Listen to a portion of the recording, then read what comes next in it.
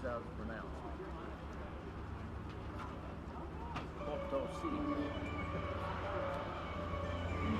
The P-38 Lightning, ladies and gentlemen.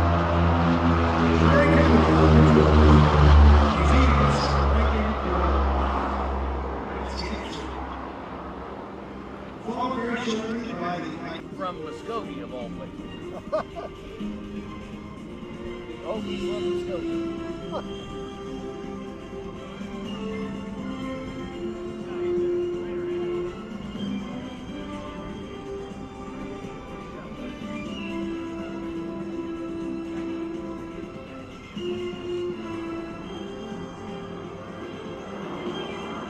Beautiful, the P-38.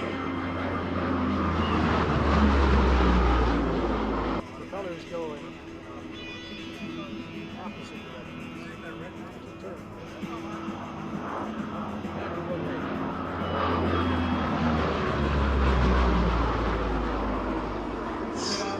P-25 was flying, but the engines were both, the propellers rotating in the same direction. That is not the case in the Lockheed design. They're counter-rotating propellers, and it makes it very stable, and it purrs when it goes by. Listen to that.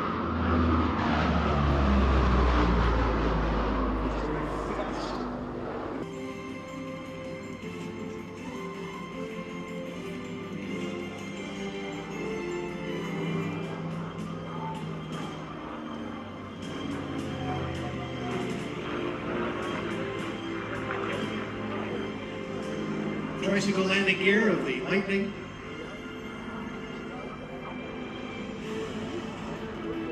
Beautiful landing too, Larry. Well done, and of course Connie with her hands pulled out, the tail trigger. Oh, that looks out. 51.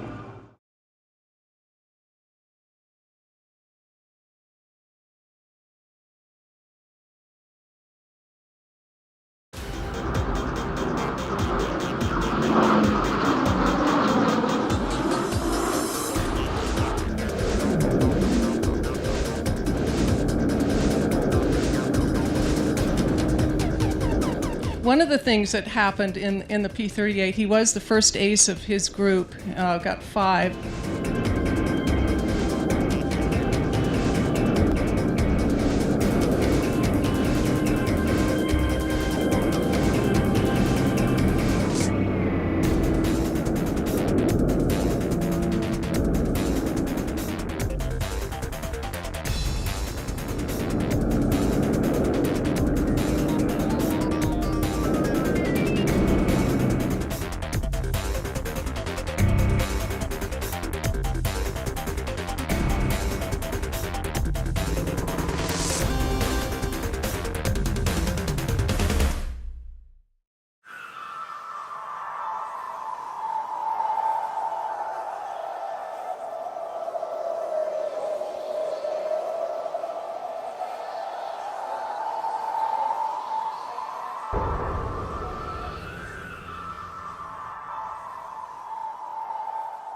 One of the things that happened in the P-38, he was the first ace of his group, got 5.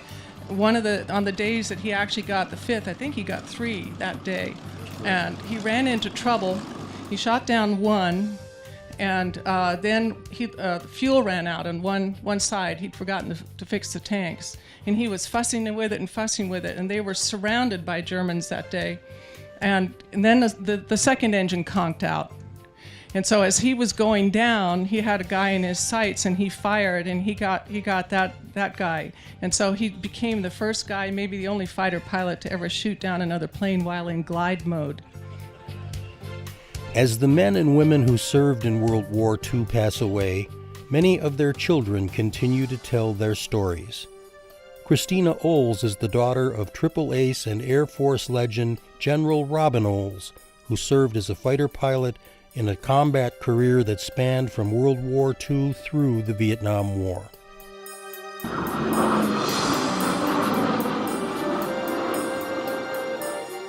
On their mission that day was to protect the ships coming in and the guys landing in case the Luftwaffe came up.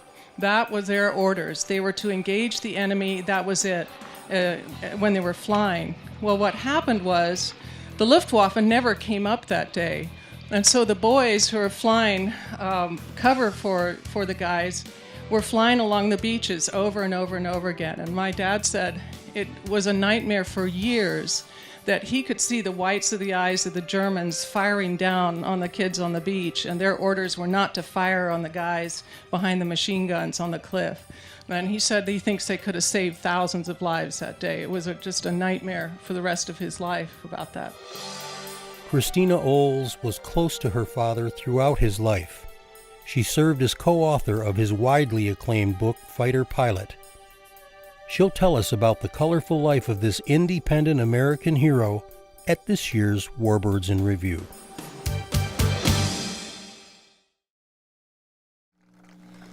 It is such a privilege to be here with all of you so that we, all of us together, can share honoring our aviator veterans who have done so much to protect our freedoms, our active duty military, including the civilians now who maintain these airplanes so that we can maintain this history. So it's a privilege being with you today.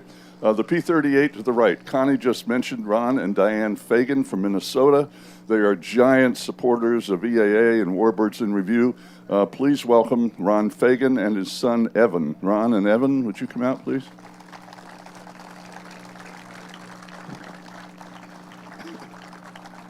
Yeah.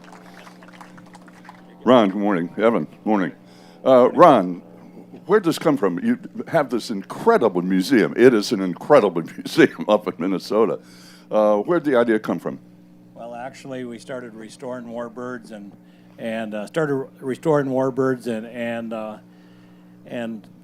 you know, building a pretty good inventory, and people kept coming there to get to see them. And one day we thought, somebody said, well, you should just have a museum because people are just constantly coming to see them. So that's where Diane and I and Aaron got the idea, well, let's build a building, let's try to gear it up a little bit, notch her up, and make a museum, and that's kind of how it started in 2012, Evan, I think. 2012 is when we opened it. So this P-38, Evan, you're the P-38 guy, right? Yep. So tell us about this airplane. Well, I actually just started flying it in April, and you know, the history of the airplane, my dad could probably tell you better, but he bought it from Stephen Gray in 2007, I believe, 2004, and it was restored in 2007, and the Fagan Fighters Group, it was a flying airplane when it came here. It was ferried into Granite Falls. They went through all the systems, new electrical, and replaced a lot of hydraulic, and we painted it as rough stuff, which it flew for a number of years until just recently we saw that it needed paint, and we thought there was no better P-38 to paint it other than SCAT, which is Robin Old's P-38. We know I think there's 3 or 4 P-38s under restoration now. We figure we better get SCAT on her before someone else does. Yeah, right. What is it like for you as a young man to fly this World War II airplane, especially the way you've configured it? Well, it's an honor to fly it. Just to get to be around these has been an honor. But you know, SCAT is in Robin Old's. You know, and I'm sure most of you have read his book. It's a pretty amazing life the guy had. Quite an American, and having an airplane with his name on it is an honor in its own. But P-38 for our family also takes a special meaning because my grandpa was on the 4th Infantry, first wave of Utah Beach, and always talked about how his group was pinned down and 2 P-38s came down and shot all the Germans, and he said he survived due to the P-38. So to get to fly the airplane, pretty big honor. Ron Fagan, Evan Fagan, thank you, gentlemen, very much. Thank you. Thanks a lot.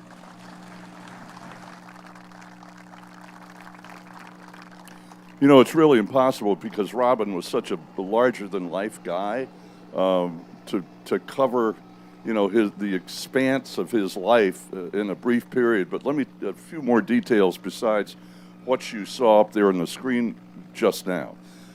He wasn't only a great fighter pilot, he was hugely respected and admired as a warrior, and he was a leader. Triple ace over 2 wars, World War II and Vietnam, 16 air victories flying the P-38, the P-51 Mustang, and the F-4 Phantom. Historians regard Robin as having been the best wing commander in the entire Vietnam War. He flew our early jets, in fact, was part of the very first acrobatic demo team for the Air Force. He was highly decorated, of course, Silver Star, 3 oak leaf clusters, Distinguished Flying Cross with 5 oak leaf clusters, Air Medal, 39 oak leaf clusters, and many more, including decorations from France and the British. He was inducted in the Aviation Hall of Fame in 2001. He is the only inductee in the National Aviation Hall of Fame who is also inducted in the College Football Hall of Fame because he had been an All-American at West Point. Christina Olds is his daughter. We'll hear from her in just a moment. But first, welcome John Geyer. John, come on out. John, 22-year veteran, Air Force fighter pilot, flew the F-4 with Robin in the Triple Nickel Squadron in Vietnam. John Geyer.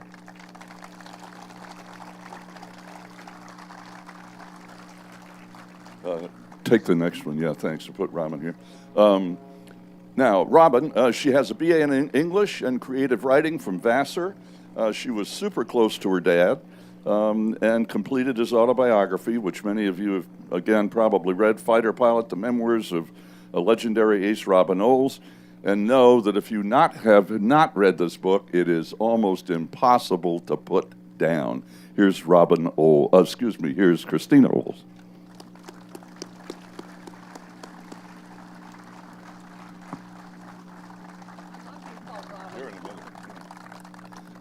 You love me calling you Robin? Nice name. Morning, Christina. Good morning, everyone.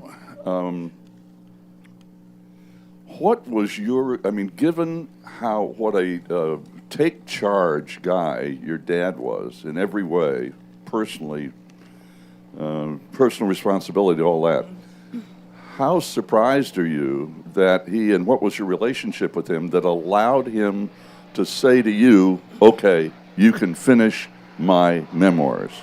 Well, I knew for years and years and years I'd end up having to do his book for him because when he started writing notes in 1985, he would send them to me in the mail for comments.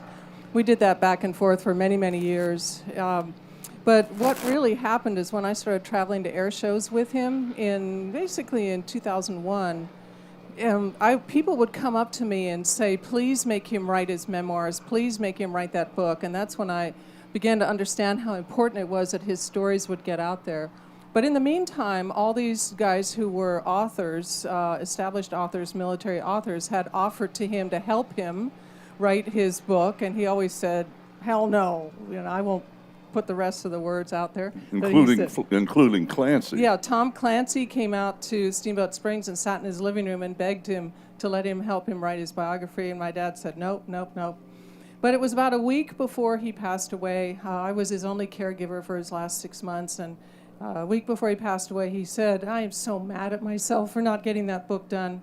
And I said, Daddy, don't worry. I've always known I'd end up writing your book for you. And he said, you will? Do you promise? I said, absolutely. He said, all right, young lady, that's an order. And then he apologized for leaving me such a mess, and it was a mess. I had about 24 banker's boxes full of loose papers. We found papers in boxes under the bed, in the closet. Nothing was organized. Nothing was chronological. He did 3 pages on one memory, 2 pages on another memory, 5 pages on another memory. And so I had to put it all in chronological order, and there were huge holes in the stories. And then I did a lot of research and interviewing the pilots that flew with him to fill in all the blanks. And I wove all the stories together in the book and then added the ones that I knew. And you can imagine the stories I had to leave out. I mean, literally, it could have been a 1,000-page book, and my publisher said, no, no. So it was a labor of love. I'm so glad to have gotten it done. And the greatest joy for me is I thought when I was doing it, I'm giving my dad a gift because I want him to really be known by people in the world. Well, what has happened is the gift really came to me from him. Because of the book, I've had this amazing new family. The whole aviation world is now my family, and I just can't get enough of it. I love being here so much. How good a writer was he? I mean, he's Fabulous. West Point grad. Really? Oh, he was he really was a Renaissance man. He was classically trained. We have the same sort of classic education, and he's a brilliant, brilliant writer. A poet, in fact. A lot of people don't know that. He was also an artist, a very amazing cartoonist, caricature. I have over 500 of his original drawings that I'm trying to pull together now in a fun little book for pilots. Very irreverent, politically incorrect, great stuff, as you can imagine. What was talk about him at West Point and the kind of guy he was even in those years in terms of duty, honor, country? Well, he was very much duty, honor, country. Talk about the ultimate patriot. But he was also a renegade, which made him loved. He had to march a lot of tours at West Point because what did he do to get that? Well, I'm not going to say. He actually was marching tours right up until the day of graduation. He marched his last tour half an hour before the graduation parade, and then had to run to join the graduation. So, but he was a real lover of life. He gathered all the people together to have fun all the time. They had football matches in the hallways after lights, things like that. Little things you're not supposed to do. Yeah, exactly. What was he like in terms of speaking truth to power? Truth to power. Like to people in huge authority, if he disagreed with something they were doing, if they outranked him by a bunch. Well, he would say a lot of things under his breath. I remember sitting next to him at banquets when somebody would be up speaking blah, blah, blah, blah, blah, and Daddy would be going, bullshit, and I'd have to elbow him, kick him under the table. He had tremendous respect for the people that he respected, that he thought were making the correct decisions and giving the correct orders. But he also was duty, honor, country to the point that he obeyed his superiors, even if he disagreed with them. If he totally disagreed, he would find a way to accomplish the mission, but kind of do it in a roundabout way, his way. But he never outright disobeyed a direct order, except for when they tried to make him take his mustache off before the end of the war. Right. Well, let's go to that. Let's talk about that. When came back from Vietnam, right? Superintendent. No, he was a commandant. Oh, commandant, excuse Air me. Force Academy. Commandant at the Air Force Academy. Now, what happened that day when he first appeared? Well, what happened, let's back up first. I'll tell you why he grew that mustache. It was right after Bolo. You'll notice all the photos of Operation Bolo. He didn't have the mustache. I love that. But in the middle of January, after Bolo, he started growing this mustache. And he grew it, and he grew it, and he grew it out of limits. It was way out to here, way over his lip. Now, this was when, 67, 67, yeah. January. And so he grew it, and the generals in Washington started saying, take it off, you're a bad influence. Well, Robin wanted to be that influence on the pilots. He wanted them to know that there was a renegade leader who was taking care of them and not really listening to Washington. So that mustache became the symbol, and I hope General Welsh isn't in the audience here, became the symbol of Robin Old's single-digit salute to Washington, D.C. throughout the war. But when he came home, and it was in LBJ's office the day after he came home, and LBJ said, so Colonel, tell me, how do you think it's going over there? And my dad said, sir, with all due respect to you as my commander-in-chief, get us the hell out of this goddamn war. And Johnson said, well, son, how do you expect me to do that? And Robin said, it's simple, just win it. We can win it right now, get all those boys home, just win it. And of course that didn't happen, but so he went to brief the chiefs of staff right after LBJ meeting, and it was then when General McConnell came up to him, stuck his finger under his nose and said, take it off, take it off. So he shaved off his mustache, arrived at the Air Force Academy, all shiny and new as a commandant. First thing he saw on his desk was the cadets had painted 4 stars on his chair, representing the MiGs he had shot down, knowing that he was going to have to fly that desk for 4 years. Then, when he went to make his first speech in Mitchell Hall, which is the big dining hall there, all 4,000 cadets had fake mustaches on. And they wear them to this day whenever I'm there. The class of 2011 voted him as their exemplar, so they had the name Olds on their shoulder for 4 years. And so I was in Colorado during those 4 years, got to hang out with the kids a lot. And every time I was at the academy, every cadet has a fake mustache on, even the girls. And last year, General Mark Welsh, who's Air Force Chief of Staff, sanctioned Mustache March across the active Air Force for everyone to start growing their mustaches on the 1st of March in honor of Robin Olds. And that was a real thrill for me when that article came out. Wow. John, you flew with him. You were there. Yes, sir. And flew in Robin's squadron? I did. Did you hear him? Robin, of course, was a wing commander, and the Triple Nickel was one of the squadrons he commanded. And I have flown in the missions which he led, and a couple of them was into the Hanoi area. Quite exciting. But when he stood up and started briefing the troops, we were 100% behind him. Wherever he would lead us, we would follow. You know, when I said earlier that historians say that he was the best wing commander in the Vietnam War, how accurate is that from your point of view of being with him, actually flying with him? Well, he would always tell us, I will take care of you guys. I hope you take care of me. And he meant it. If we had any trouble, for instance, one time I had a motorbike on base at Ubon, Thailand. And I didn't have the safety inspections. I just forgot to go in and get the safety inspections that the Air Force requires. So I got a ticket. I went to the security police and I said, why are you giving pilots tickets for simple things like this? Don't we have enough to be concerned about? Flying missions, losing airplanes, and so on and so forth. This is ridiculous. And I said, I think I'll just tell my boss. Well, he knew who my boss was. Look, he tore up that ticket. He knew that he didn't want to answer to Robin Olds. Yeah, go ahead. Yeah, and he was really famous for taking care of his guys, and he loved the ground crews so much, too. And one thing he would do, and he learned this from his father, is every time he'd arrive at a new assignment, the first thing he'd do be throw his bags in the BOQ and walk out and meet everyone. He'd go to the barbershop at the hospital, the commissary, the BX. He would take a 6-pack of beer out on the flight line and talk to the crews working on the planes at 2 o'clock in the morning. And he'd say, you guys tell me what you need, tell me what you want, what problems you have. I'm going to take care of everything. You can count on me. I've got your back. And I heard from a crew chief just yesterday who came up and told me that what was amazing is when Robin would come talk to them and ask them what they needed, they'd say, we need parts. We can't fix this or that because we don't have the parts. Next thing they knew it's 3 or 4 days later, a package would arrive from Utah or Washington, D.C. or Texas with exactly the parts that they needed. That's what he did. He was really hands-on with the men that worked for him. When he first took over the wing, Christina,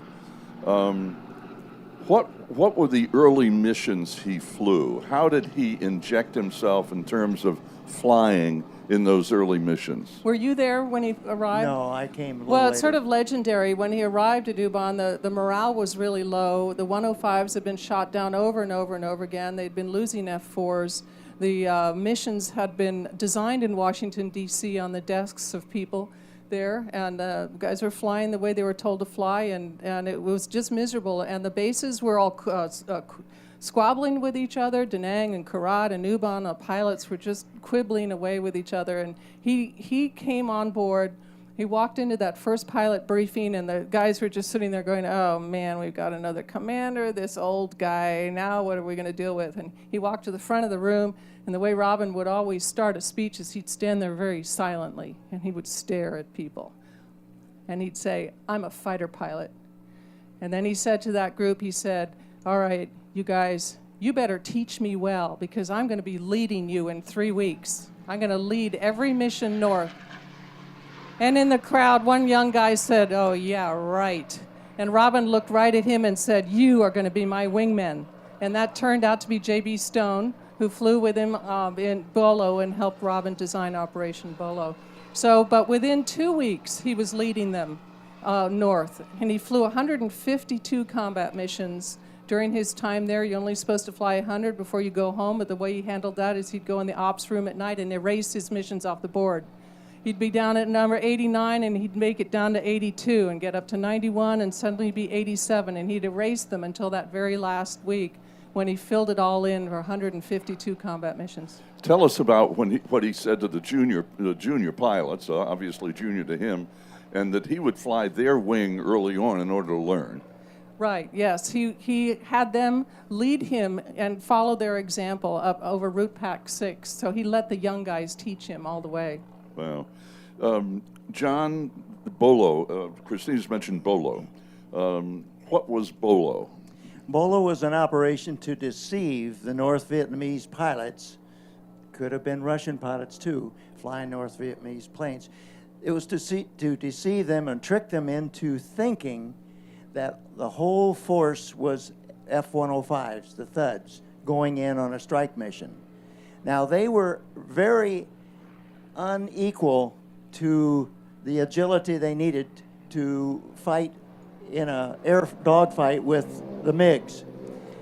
Yeah, the 105s. The 105s could not tangle because they just weren't designed that way. And that's why the MiGs knew they could come up and get the 105s. Exactly, and they thought these were all 105s on that Bolo day. They were all F-4s from all the bases in Thailand. How did he do that? I mean, well, he had to get cooperation from headquarters, and he designed with the wing commanders at the other bases, got them all together and said, look, we need to deny the North Vietnamese the airspace superiority that they have had. Let's just take them all out in one day. And he did. So by masking, in other words, pretending to be thuds? Yes. Yeah, they flew in the same formation that the 105s flew in. They changed their call signs. They changed the radar configuration. They changed the armament. They came in just as the 105s did every day, day after day after day, which was so predictable that the MiGs knew to come up. And so when they got up there, and Robin was number one, and it was every flight was named a car: Olds, Rambler, Lincoln, Ford, and he was Olds 1. And when they first got up there, the MiGs didn't come up at first, and then they came up. And then they knocked down 7 of them that day, which was about 1/3 of the North Vietnamese Air Force at that time. And then they didn't come up again for 4 months. They had to regroup. Yep. It destroyed their morale, and they didn't have enough airplanes, I guess, to put in the air. So after that, we flew a different formation. A lot of times the F-4s were flying cover. We call it MiG cover for the thuds, or the 105s. 105s would go in low. We would cover them from a couple thousand, maybe 5,000, 6,000 feet above them. Going into Hanoi area, there are a lot of targets of opportunity, you might say. These are AAA, anti-aircraft artillery shells coming up. They had 37s, they had all kinds of rounds that would explode like a grenade explodes in the air, 8, 10, 11, 12,000 feet. Well, the MiG caps that mostly I flew on, we had to develop an altitude that would be above where this layer of shrapnel would be laid, but below where the SAM missiles were a threat. A SAM missile is just a telephone pole, looks like a telephone pole coming up from the ground, very slow at first, and accelerates tremendously as it gets altitude. About 10,000 feet, it's going pretty fast. But if you can see it when it's launched, it won't hit you. This is a fighter pilot. If you can see it, you can miss it. But if you don't see it, then you're in trouble. So we would fly between, say, about 15 to about 10,000 feet. That was the MiG-cap altitude normally. The biggest threat for fighters in that era was to have an overcast. You couldn't see the missiles coming up. You couldn't see the radar-guided AAA coming up. You'd fly right through it. And the MiGs, and another threat would be an overcast of, say, 20,000 feet. The MiGs would fly above it. You didn't see them. And they would dive down, almost supersonic, and hit the tail end Charlies of the squadrons. One day, just as an example, I was flying along in a 4-ship. I was number 2, and number 3 and number 4 were around me, and I looked over, and my wingman had been hit by an air-to-air missile from a MiG. I saw the MiG go up into the clouds, I looked over and he was going down in flames. This is in North Vietnam, and we didn't see any parachutes. So it exploded probably without the opportunity to eject. But we never knew what happened to them. They could have been killed or killed when they hit the ground, or who knows. But we came back from that mission and marked the point where he was shot, where that airplane was shot down, but never heard anything from it. What were the attrition rates for the F-4s? For me, David, I believe in my squadron, we had a full squadron going from Eglin, the first full squadron to go into combat. And from Eglin, we lost 25%. That was the attrition rate in the triple nickel. So it was pretty high. But that was better than the Thud attrition rates. Oh, they were higher. That's right. Boy. And they lost a lot of Thuds. That's right. Wow. Yeah. Christina, listening to, I mean, we're talking about Vietnam now, but your dad's family experience goes back when, to the 20s? Well, my grandfather, Major General Robert Olds, was an amazing character in his own right. He was a World War I fighter pilot. In those days, they were called pursuit pilots. He flew in France. He was an instructor pilot after that. Later in his career, he was the very first commander of the first squadron of B-17s in Langley. He flew the B-17s back and forth across the country. He was Billy Mitchell's aide all the way through that court-martial. He was Curtis LeMay's commander. He was a major general, died at the age of 47, and when he was commander of the 2nd Bomb Group, it just exhausted. In fact, he died a month before my dad graduated from West Point, and Daddy dedicated his commission to him. Tell about your grandfather dressing up young Robin Olds in Washington that day. Dressing him up? In the Air Force uniform when he was 3 years old. Oh, I didn't know about that. You know about? You didn't? No. Oh, yeah, it was to because add he that. was supporting Billy Mitchell, who was being blasted by the government because of things he wanted to do. But apparently your grandfather dressed up your dad in a little, Army Air Corps uniform, and at the age of 3 took him to these meetings and the court-martial. Oh, wow, there's something you don't know about your No, dad. I love it. Wow, And I've just started working on my grandfather's biography, so I'll definitely have to research that and put it in there. We'll pull it out. All right. Back to Vietnam. Chappie James. Who was Chappie James? Chappie James. So Chappie was Daddy's vice wing commander in England at Bentwaters at the 81st TAC Fighter Wing. I grew up with Chappie's sons. We were riding bikes up and down the streets in Bentwaters, and then Robin invited him over to be his vice wing commander at Ubon, and came over, and Chappie's just an amazing guy. He wasn't known to be the greatest fighter pilot in the world, but he was the greatest people person there ever was. I mean, and so the two of them called themselves, and it's politically incorrect now, but they were widely known as Black Man and Robin. And they were proud of that too. And then of course Chappie went on to be our first African-American 4-star general in Washington, D.C. Just an astonishingly wonderful man. Let's back up again. We heard just briefly in the film up front about your dad flying P-38s on D-Day and that period. Talk to that, would you? Well, I will. And in fact, I brought my dad's World War II diary with me. I never travel with this because it's quite fragile now, but I thought I would read the part that he wrote on D-Day out loud. And David's going to have to hold the microphone for me. Yep.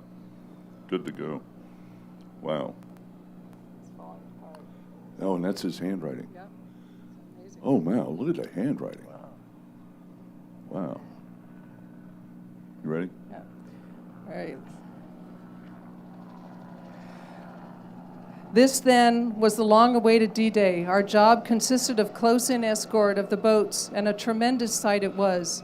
As far as the eye would reach, the Straits of Dover were covered by every conceivable type of vessel.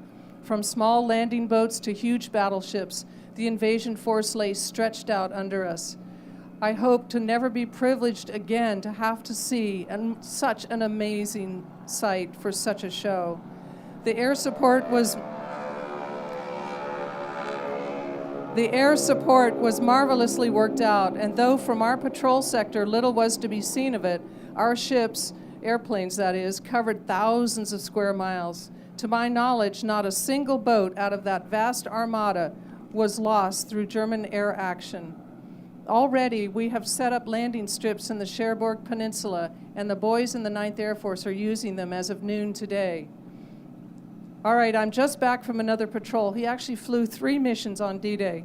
Just back from another patrol. The thing really is moving now. From our positions, we would see the motherships discharge troops into the landing barges, watch the barges crawl in an orderly formation through the smoke-laden shore, and then finally disappear in the murk of dust, smoke, and explosions. All the while, the battleships are pouring in their heavy stuff. We could easily follow the progress of our troops by watching where the big shells from our ships hit. God, I would hate to be a German soldier down there. Not one of their beloved Luftwaffe came up to bother us. It must be terrible for them to look up into the sky and see thousands and thousands of our planes lazily patrolling back and forth, to see thousands more come over to lay their eggs and to feel the blast of the unit's ground strafing. But the devils have asked for it, and they are certainly getting what they asked for. The worst part of that day for me was soundlessly watching the guys fall into the surf and blood pooling around them. Why have we been ordered not to fire on the Germans firing down on the beaches? Damn it, I could see the whites of their eyes. Disobeying that order was the hardest thing I've ever thought about doing. Wow. Yeah, thank you for sharing. Can you zoom in on that? Are you zooming in on that? Can you? Yeah. Oh, and so out of his squadron, 26 guys went over in the squadron, 9 came home. Wow. And what a writer. Good. Beautiful, right? So now you can see how, parts of the book, I think 60% of the words in the book are my dad's and 40% are mine, weaving it all together. He was a brilliant writer, beautiful writer. John, you brought a couple of framed pieces out there. What are they? What do they represent? This is a picture of the F-4 that I flew, and when we leave, they usually have all the squadron mates sign in the framework of the F-4. And another very coveted emblem was our final mission patch.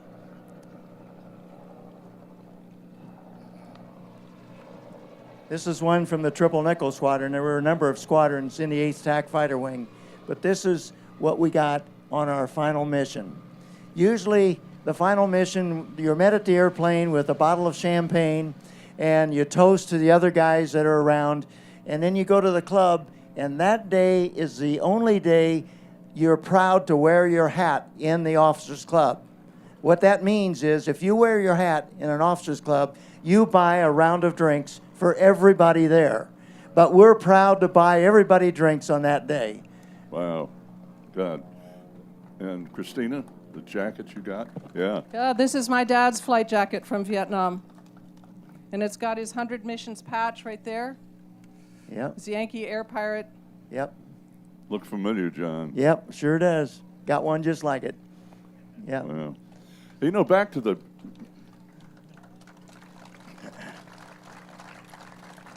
I also wear his ring, his West Point ring. I had it sized down 2 sizes because I figure if I wear this wherever I go around aviation, he's right there with me.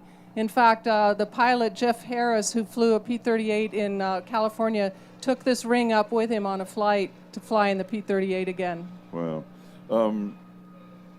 Go back to the missions that, he overflew. I mean, you're supposed to fly, 100? 100.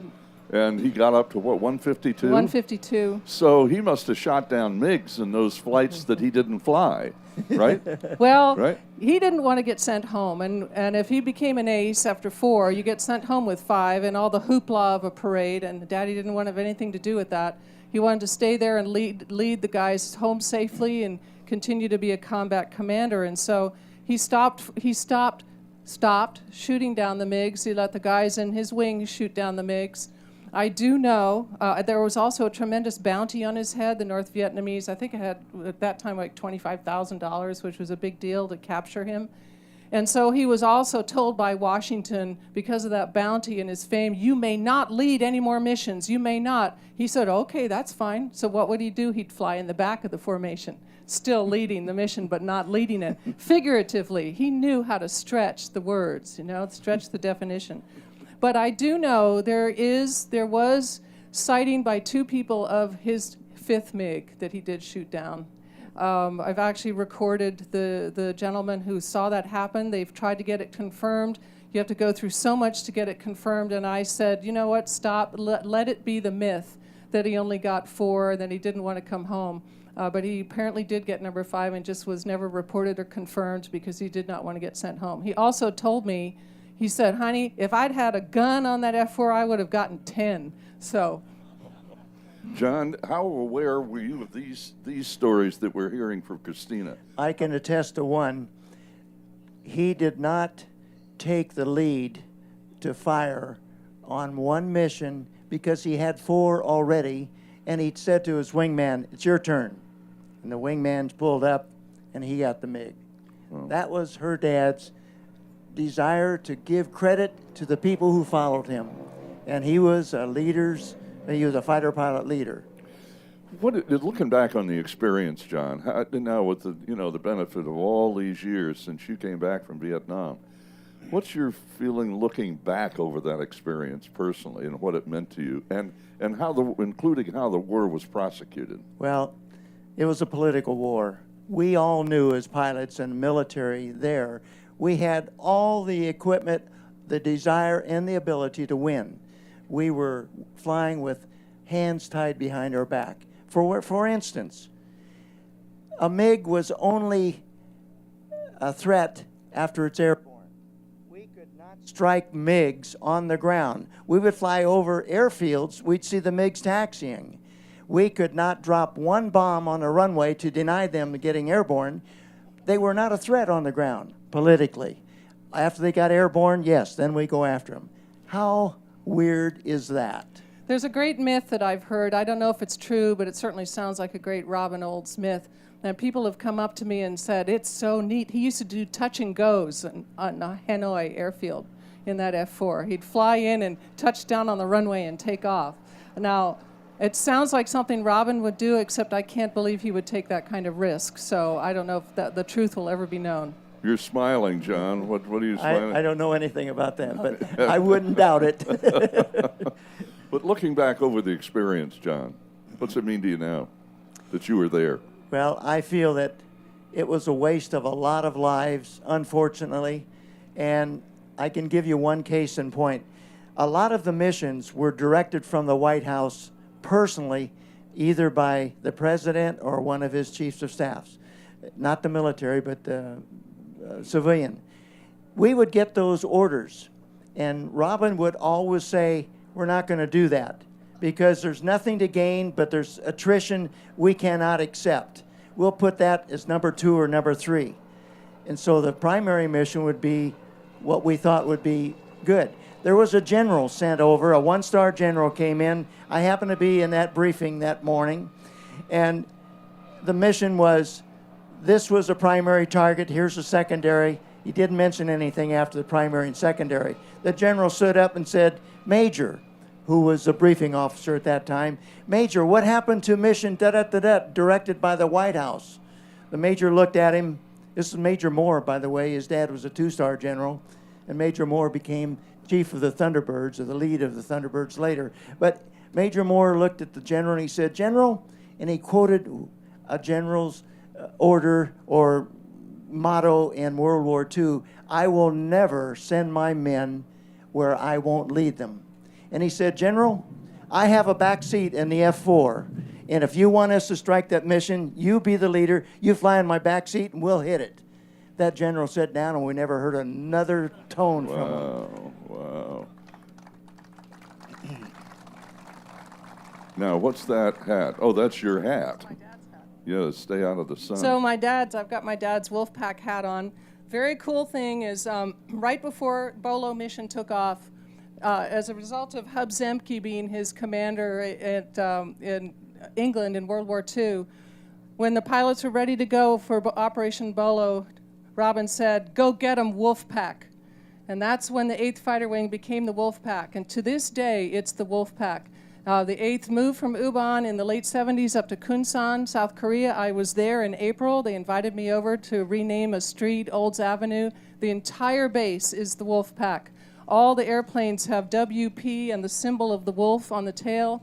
Everything on that base is about Robin's Wolf Pack, and the pride is enormous. And I am so proud of those youngsters and happy for my dad that his legacy and his spirit and his style of command is going on to this day to that extent in that very serious mission that they are having over there to protect South Korea.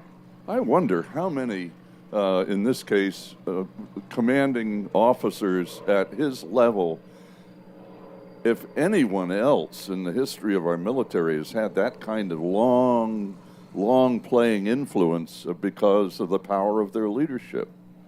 Well, certainly there are names, Hap Arnold and Tui Spots and Curtis LeMay, and there are definitely leaders out there. But as far as existing today, when I travel around, the greatest joy for me is all the young active duty pilots in the Air Force and the Navy, Marines. Robin Olds is their spirit animal. That's the best way to put it. He is their renegade leader. He's their sort of underground leader to give them, to heighten their morale and let them know that they can push the bounds, push the limits, push the envelope of their jobs and have fun at the same time. It's really quite remarkable. In fact, what's amazing to me is there are now 5 aircraft with his name on it. This beautiful Scat-3, the P-38. There are 2 Mustangs, Scat-6. Scat-7 is in Belgium, flying around Europe.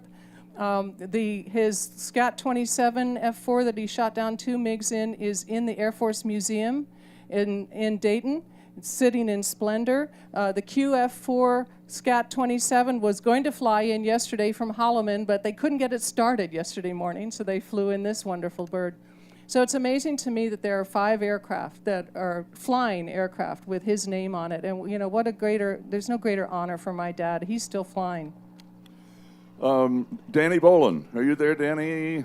Danny Bolin, you got a microphone? Present, sir.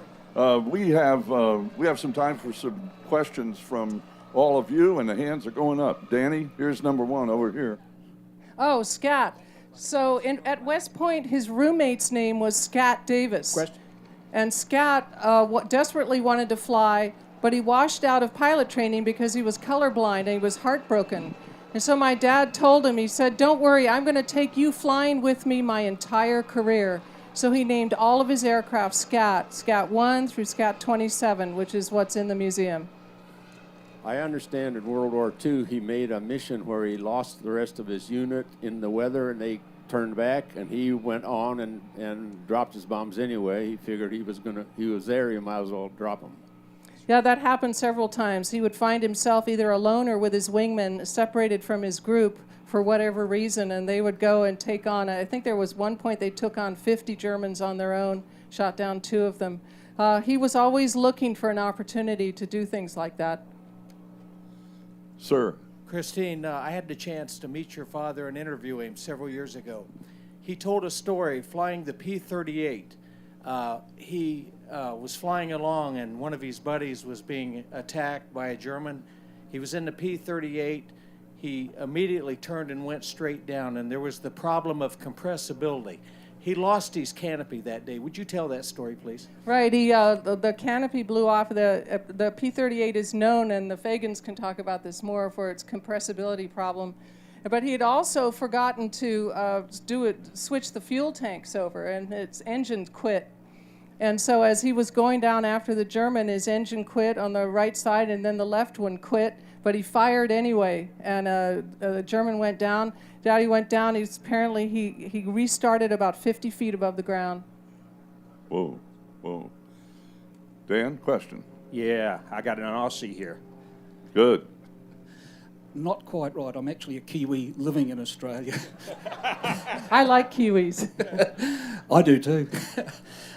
You're a very lucky lady. Your dad was a remarkable man, and even over down under, we've heard all about him. And I read stories about his World War II and Vietnam experiences.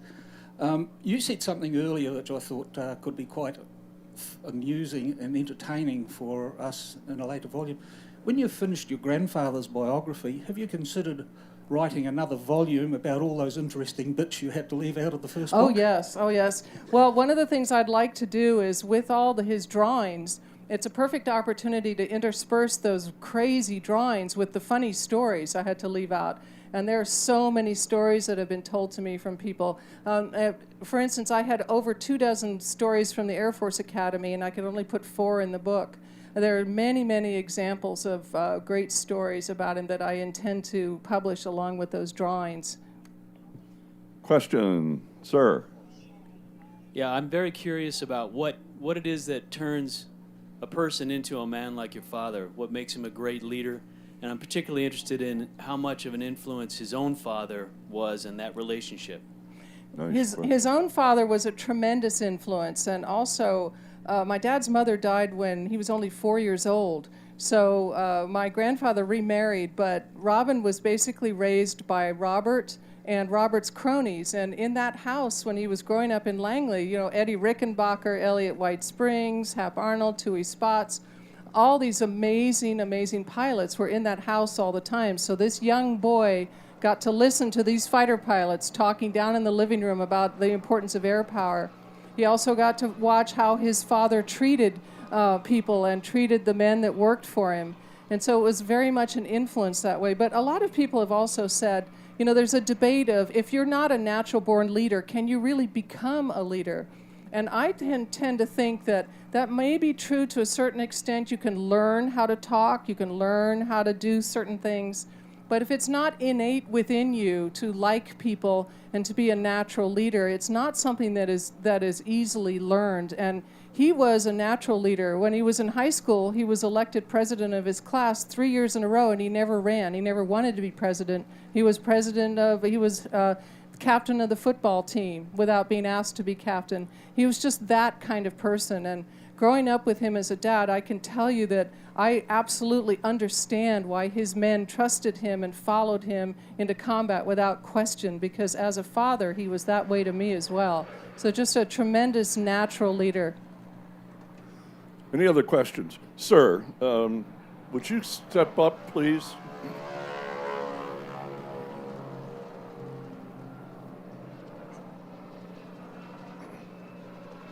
Turn around the camera. Your name, sir?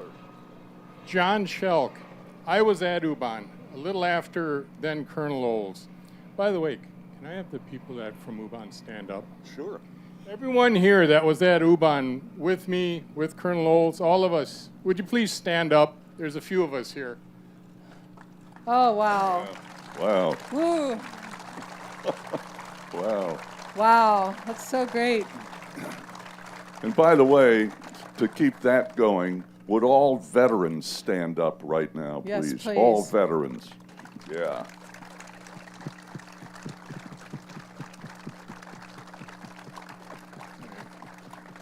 All right, one other thing.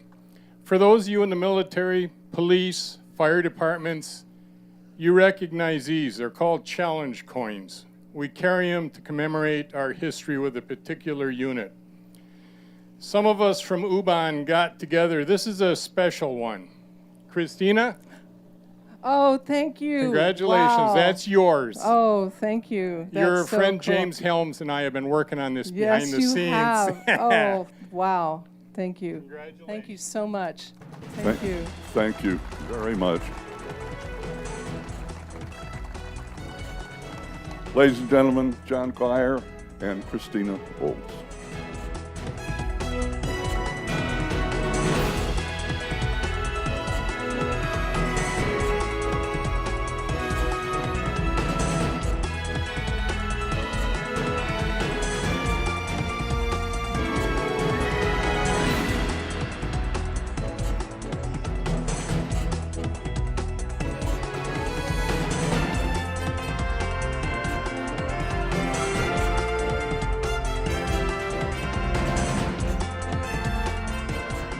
Remember, we're going to start here at the nose, and I'm an FAA guy, and I'm giving you a check ride. So, tell me about the airplane. Well, when you're looking here, you're looking for normal strut extension, which a lot of times at first it's going to be a little higher than normal, but you're looking for about a fist. Once you get in and start up, it'll get down to that. You're looking for any normal, unusual wear and tear on the tire. On your arms here, you're looking for any cracks, making sure there's no wear on that or hairline cracks. You're looking in your wheel well. There's a lot of hydraulic and lines in there. You're looking for leaks. You're looking for making sure all your nuts are in, cotter pins are in. There's a lot of linkage and stuff. You want to make sure everything is where it's supposed to be. Just making sure the nose wheel's secure and the gear door is good and tight, and making sure all of your nuts and your cotter pins and everything are secured to the door. Tell us a little bit about the armor out here. Yeah, you had 4 50 caliber machine guns and a 20 millimeter cannon. So these things packed quite a bit of power out of the nose, and these things held the ammo right in between there, right behind on this panel here, and they could pack a punch. So they had a lot of ammo. Going on down. Yep, going on through here. Of course, you drain your fuel sumps. There's fuel sumps you drain. Make sure you don't have any water or particles in your fuel. So you take and drain your fuel sumps, and again, check your door. And over here, as we start on the right nacelle, you're looking again your strut extension, making sure there's no cracks in your gear at all, making sure all your connections are good and sound, making sure your gear door fairings are tight, looking for the nuts and the cotter pins. You're checking your coolant doors, making sure they're attached, your linkages are good, and that there's nothing missing. The oil coolant doors are electrical, your coolant are hydraulic. So you just want to make sure everything's connected and working good. What there. is the power plant? It's a V1710 Allison 1200 horse. And of course, it's got 2 engines. Wartime takeoff power was 1475. And they hold 13 gallons of oil and lots of fuel. Okay. Obviously liquid cooled, and that's your scoop back there. Yep, that's your coolant radiators. How many tanks do you have? Fuel tanks? You have 3 fuel tanks in each wing, not counting your drops. Your inboards, your mains, 93. Then you have 60 in reserve and 55 in the outer wing. Yep. With your drop tanks, you got plenty of fuel. The drop tanks, you have well over 1,000 gallons. Okay, now the props are kind of unique here. Yeah, your props are unique. They're Curtis Electric props, and obviously when you're doing a walk around, you're checking for any dings or anything unusual with the prop. But they're Curtis Electric props, so they're not like your hydromatic propellers. And in the airplane, you have right when you start up, part of your checklist is to make sure all the circuit breakers are in, because like a P-40, it's got the electric prop, and they're somewhat prone to failure. So you really got to make sure you're watching the electric prop. So the electric prop wasn't as reliable as a hydraulic prop? That's what I've heard. I've never personally had a failure, but we've had a failure on this airplane, and we have on a P-40. And then you have a fixed pitch lever where you decrease and decrease manually with a toggle switch. And it's sensitive, but it works good to get you home. And then your glycol tank is right there, and your oil cooler. You're checking the leading edge for any, I guess, deformities or anything that you may have hit. Your nav lights, What's your scoop here? carburetor air, Okay. and then these have the Fowler type flaps. So once you're in the airplane, you really can't see them. There's really not much you can do other than just kind of look and make sure there's everything looks okay. And your ailerons, check those out. Your flight controls, make sure there's nothing unusual about those.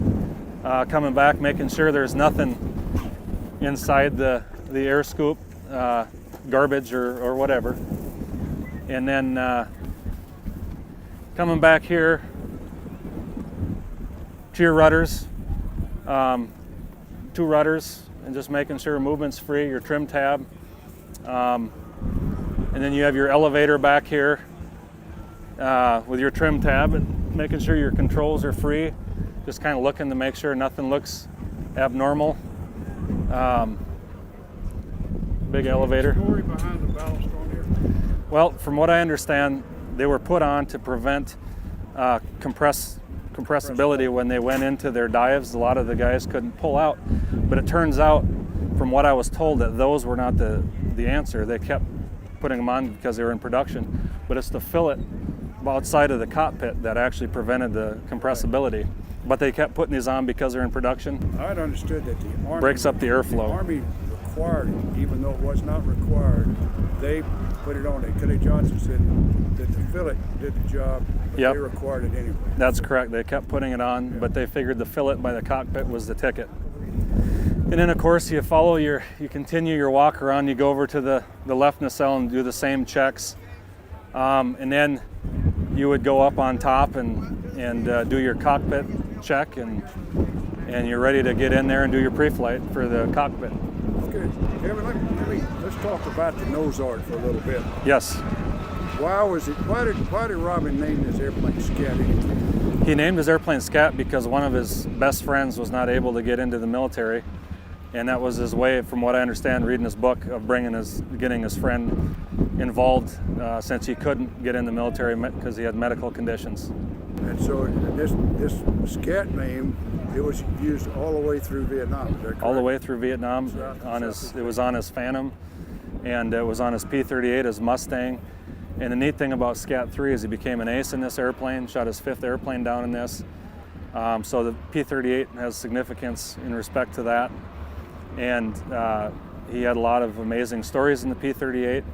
Like I said, I believe it was 2 airplanes. He shot down 2 airplanes with no engines running because when they dropped their drop tanks, he didn't switch his tanks and ran out, but he still shot them down. So pretty neat story. Which is in his diary. Yeah, that's right. That's right. Well, thank you very much. Thank you. Appreciate it. Thank you very much. Thank you.